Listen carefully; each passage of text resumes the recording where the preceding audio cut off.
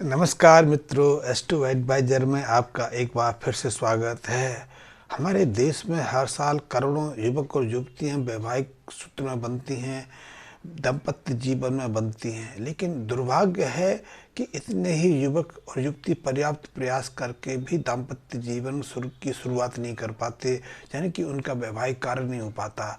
इस प्रयास में उनके पारिवारिक जन भी परेशान रहते हैं, वो स्वयं भी परेशान रहती हैं और इस परेशान के कारण उनकी उम्र भी बढ़ती चली जाती है।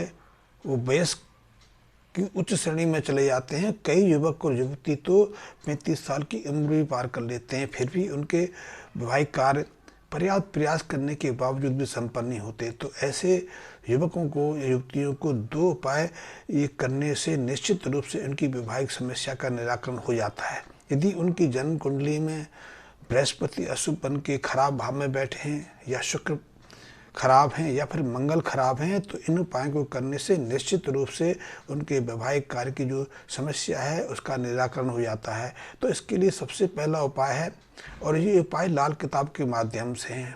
तो उनके लिए सबसे पहला उपाय है कि वो हर सोमवार को घर से थोड़ा सा दूध और थोड़ा सा पानी अपने साथ लेके जाएं। साथ में काले तिल, आक के फूल, शतावरी, देसी खांड, घी या मक्खन, धूप दीप अपने साथ लेके जाएं और किसी भी शिव मंदिर में जाके पहले दूध और पानी से अभिषेक करें। फिर जो शिवलिंग होता है उस पर देसी घी का या मक्खन का लेपन करें। आप कहोगे कि ऐसे कैसे संभव है? तो ये परंपरा बहुत प्राचीन समय से चली आ रही है, और आज भी यदि आप हिमाचल में प्रदेश में जाएं, आप उत्तराखंड में जाएं, या फिर ऐसे पर्वतीय क्षेत्रों में जाएं, यहाँ ये परंपरा आज भी जीवित है। हिमाचल प्रदेश में तो हर मकर संक्रांति पर विशेष रूप से मक्खन, और वो मक्खन जो शिवलिंग पर अर्पित किया हुआ है, शिवलिंग पर लेपन किया हुआ है, उसी का प्रसाद बांटा जाता है। आप कब केदारनाथ गए हों, आप बद्रीनाथ गए हों, तो आप वहाँ पर उनके पुजारियों से पूछो कि वहाँ प्रतिमा का लेपन किससे होता है। तो ये परंपरा तो सदियों से चली आ रही है, लेकिन हमने इस परंपरा को किसी कारण से त्याग दिया। और ये परंपरा इसीलिए होती है कि एक तो इससे वैवाहिक जो संबंध है सहजता से होते हैं, दूसरा कई तरह की बीमारियों पर भी इस मक्खन का, इस जो घी जो लेपन होता है शिवलिंग के ऊपर, उसका उपयोग होता है। तो आप शिव का अभिषेक करके उस पर घी या मक्खन का लेपन करें। उसके बाद शिवलिंग के ऊपर बेलपत्र, काले तिल, आक का पुष्प, शतावरी, देसी खांड आदि को अर्पित करें। फिर घी का दीपक जला के धूप अगरबत्ती करके प्रार्थना करें।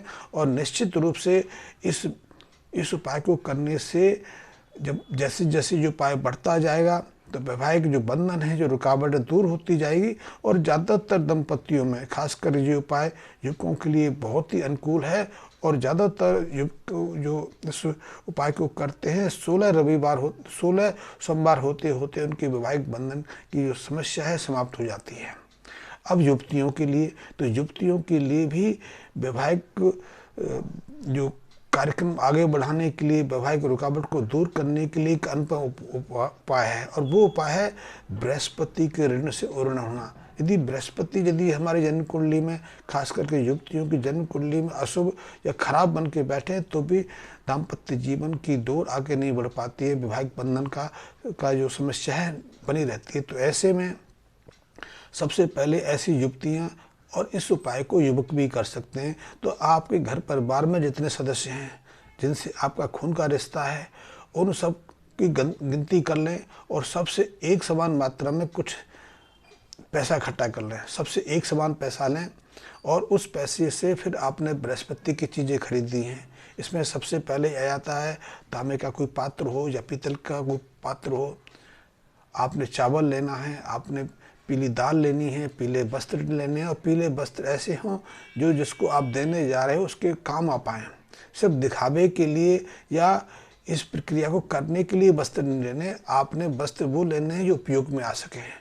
आपने केसर लेनी है, केसर की पुड़िया बना लें, या फिर केसर की डिब्बी आती है वो ले आएँ, और केसर भी असली हो, क्योंकि केसर नकली ज़्यादा मिलता है, असली बहुत कम मात्रा में उपलब्ध होता है या फिर असली बहुत महंगा होता है।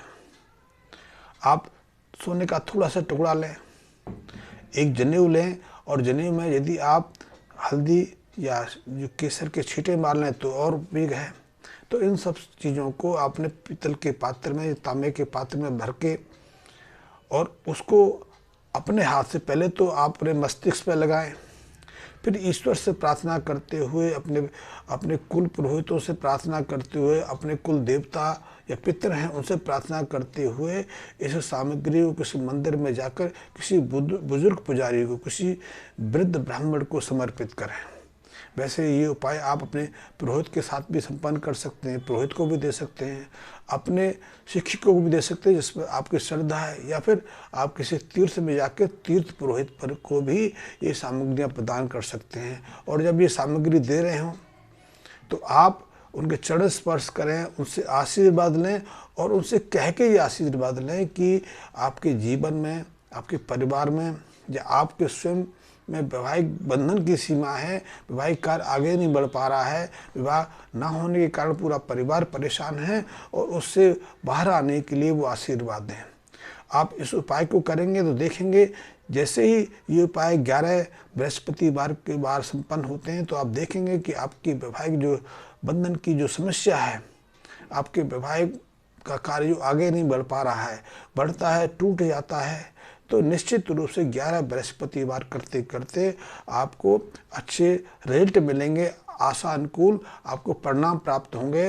निश्चित रूप से आपका वैवाहिक कार्य संपन्न हो जाएगा।